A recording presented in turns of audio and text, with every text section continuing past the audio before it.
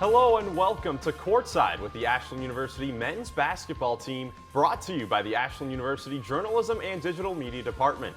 I'm Miles Irvin, and today I'm joined with head coach John Ellenwood. Coach, thanks for joining me. Thanks for having me, Miles. Before we get into basketball, we're finally back after a nice Thanksgiving break. How was your Thanksgiving and the week off without games? Oh, it was nice. We just got out to Pennsylvania for some good turkey and company, and we went hunting, so it was a good time. That's awesome. Glad to hear it. Well, let's go back to right before break. You guys went into the Thanksgiving festivities with an 82-57 victory over Kent State-Tuscarawas. And offensively, it was a good team performance. All 5 starters scored in double figures. What was the game plan going into that one on the offensive end? Well, offensive end is we had a good height advantage and a good inside advantage, so we wanted to get inside early. That didn't actually happen, but we were hitting some shots from the outside. But later in the game, we were able to get it inside, and they doubled us pretty hard, and we were able to play inside out, and that's kind of what we wanted to get accomplished during the game. On that offensive side, Cooper Davis led you in scoring with 18 points, hitting 4 threes, and he's been so consistent with his outside shot, even with his role being expanded this year, becoming a full-time starter. What have you been seeing from his development over the course of his Ashland career? Well, last year he got sick at the first part of the year, and we didn't think he was going to play last year because he had a stay in the hospital for about 3 weeks, a little over that actually. And he was able to fight back and had a tremendous season, even though overcoming that sickness. So this year, he came back healthy. That was number one. And he has gotten a lot stronger, which helps out for him to get open and be more physical to get his shots and things like that. So the kid always has confidence. And, he is an emotional player in a good way, a guy that will always bring some high energy. And as a coach, you just want to put those guys in positions to do well and let that emotion shine through. Oh, absolutely. Yeah. On the other side of the ball, you made things very difficult for the Golden Eagles defensively, forcing them into 18 turnovers and just 35% shooting from the floor. What were you most encouraged with on that end?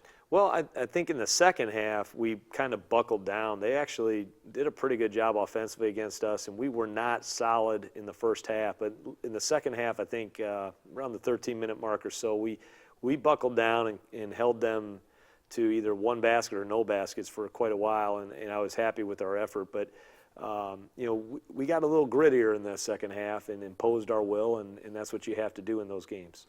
So after that win, you're now 3-2 on the season through 5 games, both of those losses coming down to the final minute. How would you assess your team's play to start the season now, 5 games in? Well, you mentioned those 2 losses. Those were 2 one-possession games, and we both against very good teams. IUP is an outstanding team, and Fair State's an outstanding team as well. And I felt like we could have won both games. I felt like we had the leads, and we have to learn from those situations. But at the same time, we were 2 possessions away. But those 2 possessions of winning those games, maybe there's a big thing that you have to correct to be 2 possessions better, and that's kind of what we're trying to figure out right now. I think our defense has to get a little bit better guarding the 3-point line, as well as not giving up easy buckets or drives to the basket, which is tough to do. And I think we're getting better at that. But guys have to really buckle down defensively. So that's why I was happy in that game the other day versus a team that we should beat, that Kent State team. We had to get gritty and we had to buckle down, and our guys figured it out. But our league's coming now, and we have to be extremely good on both ends of the floor. Well, getting into that, your first 2 conference games are this week, on Thursday against Northwood, then Saturday on the road in Tiffin. What is your mindset heading into GMAC play? Well, I think, everybody is good in our conference, and you can't take any game lightly. Everybody is going to be geared up to play us. We have a right now our offense is number 1 in the country in offensive field goal percentage, and we have a player on our team that is first in the country in field goal percentage with Maceo Williams.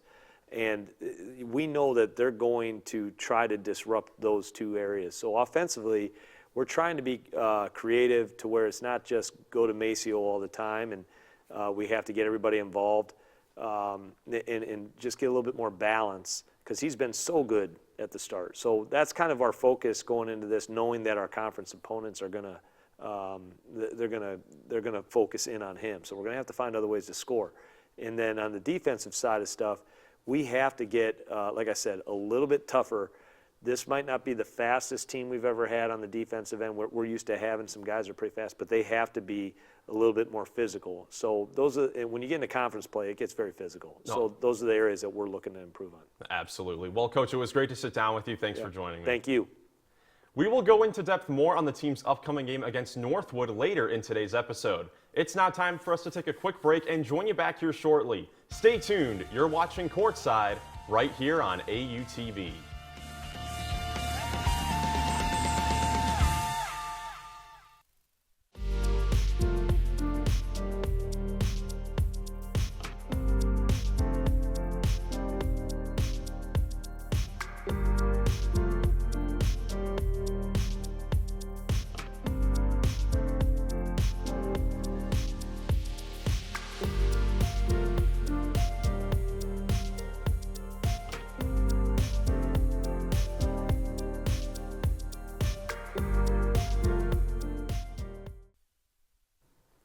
Welcome back to Courtside with AU men's basketball. I'm currently joined by Eagles Associate Head Coach Brook Turson. Coach, thanks for joining the show. Thanks for having me, Miles. First off, how was your Thanksgiving and the time off? It was great. It's always special to get a couple days off, especially during the year for us coaches. Spent some time with my in-laws and my kids over the 3-day break that we had, but really excited to get back with our team. Absolutely. So getting onto the court, you guys have been very competitive in your first 5 games overall, 3-2 record. We talked with Coach Ellenwood a little about this earlier, but what have been your thoughts on the season so far? Well, I think we're heading in the right direction. Now, would we like to be probably 5-0, 4-1? Yeah, absolutely. But this team reminds me of a team that we had a couple years ago where we ended up, really peaking at the end of the year and winning the conference championship. So we have the pieces to do that. I think we have guys who are really coachable. It's all going to come down to energy and effort a lot of times on both ends of the floor. And, the team with that amount, the greater amount at the end usually tends to win. So we're going to continue to work on that over the next, couple of weeks here before we get into Christmas break. But, overall, I think we're going in the right direction. I'd like to have a few more wins, but sometimes you got to learn. Absolutely. Now, you mentioned a few of those pieces. You have some different faces kind of leading the way this season after some key players from last year entered the transfer portal in the summer. So who has stepped up in the locker room side of things so far? Yeah, our team goes as Maceo Williams leads us. He's our veteran. He's our best player. He is unbelievable. And we're always consistently talking to him about, his demanding of his, teammates and what they can do. The more vocal he is, the more energized he is, the better we're going to be on both sides of the floor. So he's kind of our locker room guy. A couple of guys that really have stood out so far, especially from an energy standpoint, is Balahan Audio. He's been great since he came over from Notre Dame. He's got 1 year with us. His energy is contagious. We need more of that. And then obviously Jerron Cruz as our point guard is always going to be an extension of Coach Ellenwood on the floor. Everybody's still trying to figure each other out this early in the season. But he's been a great teammate, a great learner, and someone that you can express ideas to, and he can deliver back to you on what he sees. And that's always very, very helpful for a coach. No question. And then Cruz and Audio, you already mentioned both of them. There are a couple new transfer students playing some key minutes. What kind of skills have they brought to this team on the court, along with the extension of the coaching staff? Yeah, with Jerron especially, he's our point guard. So he's our creator. He makes everybody better on the floor while also being extremely skilled offensively to be able to get his own shot. That's something that you always need in our game. GB right now has been kind of that defensive guy for us. He needs to continue to grow in that role. Give Steph Stanich a little break at times because that's a lot to put on Steph's shoulders, especially when he's in the game playing 35, 36 minutes, whatever it might be. But we're just working with GB today on offensive stuff. I think he can continue to give us more offensively, and he's a willing learner. I mentioned that earlier about a bunch of our guys. We need to pull the best out of him here moving forward. And then someone else who has also given you good minutes early in the season is Luke Metzger. And he was originally set to be your graduate assistant, but obviously some things changed. First off, why did you guys decide to activate him? And second, how exactly does that process work of reactivating a player who was originally on the coaching staff? Yeah, well, Luke, number one, is still helping us out on the coaching side of things. He's kind of playing two roles a little bit, but he's he was great as a GA. We had a couple of injuries to guys we thought that were going to probably play some significant minutes for us here this year. And, credit to Luke, he was more than willing to kind of use this COVID year. He still has that. He gave us great minutes at Grand Valley. Probably part of the reason we won that game was him. He did get banged up. I think that was in the Miami-Middletown game. He hurt his shoulder a little bit. So his minutes haven't been as great as they were maybe against Grand Valley, but I would expect him to continue to play a role here moving forward for us, especially in a backup point guard setting. He's an extension of coach on the floor. He does a great job of putting our guys in situations to be successful. And then, you ask about kind of getting him activated. Honestly, we had to go into compliance and kind of shift him from coach to player. And it takes a little bit of a process, but we were able to do it before Grand Valley and get it done. That's awesome. Well, lastly, we've been talking about it this whole segment. You guys have been getting production from everyone up and down the roster, both on and off the court. How important is that for this team, especially with conference play starting this Thursday? Yeah, conference play is never easy. Everybody's going to try to take away your number one option, even your number two option. Right now, Maceo is our number one for sure, and you got a bunch of different guys, Steph, Aiden, Cooper, that might be our second option, so they're going to look to take those guys away. We got to continue to develop guys moving forward. I think we're starting to figure ourselves out. As efficient as we've been offensively, sometimes we feel like we're not as good as we actually are. So it's kind of always changing and seeing what we can do better and always put those teams kind of on their heels on like, hey, what's Ashland going to do this week offensively? That's going to be the unknown. And at the same time, we got to dominate that area and really strive to be efficient, play with great energy and effort.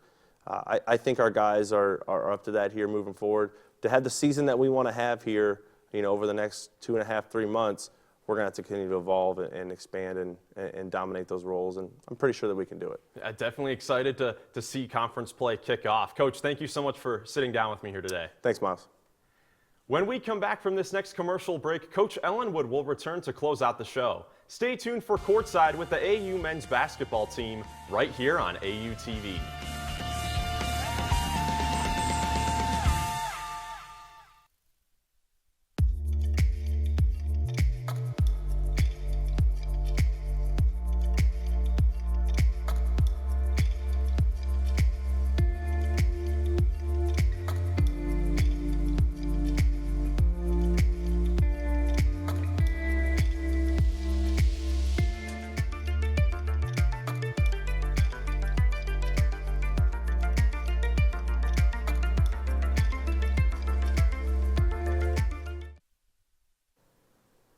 Welcome back to Courtside with the AU men's basketball team right here on AU TV. Coaches, it's time for the final segment of today's show. Before we dive into the upcoming schedule, let's talk about this week's upcoming matchup against Northwood on Thursday.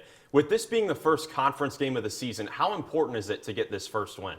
Well, every conference game is really important, and the one that is right in front of you is the most important. So, everybody, when conference play starts, everybody thinks that it's a new season, no matter what your record is. So everybody wants to get that first win. So it's huge. They're going to be Northwood's playing a lot better than they have in the years past. They got a new coach who's very familiar with our league. He was at Tiffin the year before.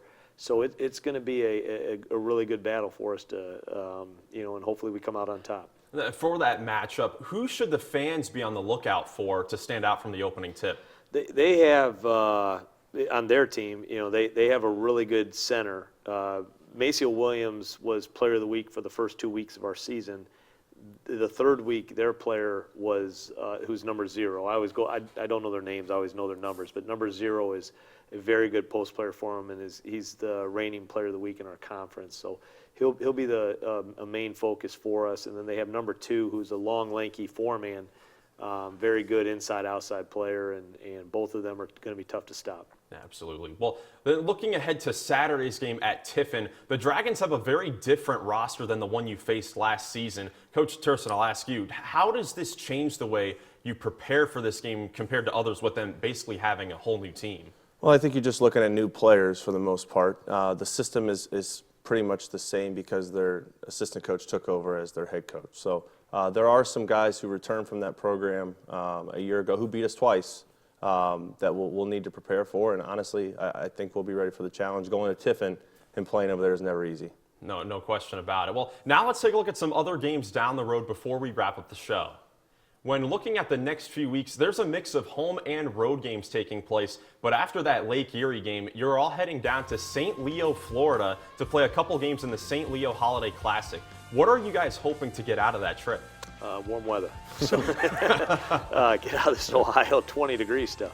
No, we're playing two really good teams down there. One, we're playing a good team on their floor, which is St. Leo, and the other team we're playing is Palm Beach Atlantic, who I believe is undefeated right now. Yeah, not lost yet. So we're going to play some really good teams down there, and it's right before Christmas break, which in Division II you have a mandatory 7 days off. So we want to get a nice experience for our players where we get to travel, play some opponents we don't really play that often, and just have a good team building experience before we go on to break. And then last thing for both of you, what are you hoping to see from the Cates Gymnasium crowd on Thursday for the first game of GMAC play? I'm hoping to see some people out there with shirts off and the Eagles spelled across and people screaming and yelling and cheering on. So, we just want to see a good crowd out there cheering our guys on. Like I said, we got great guys to cheer for, and just want a home court advantage. Yeah. Get the students there. It's a week before finals. Come de-stress, make some noise, give our guys a great atmosphere to compete in Thursday night. Absolutely. Well, thank you guys for joining me, and good luck on Thursday. Thank you, Miles. That's all for today's episode. I'm Miles Irvin saying thank you so much for tuning into Courtside right here on AUTV.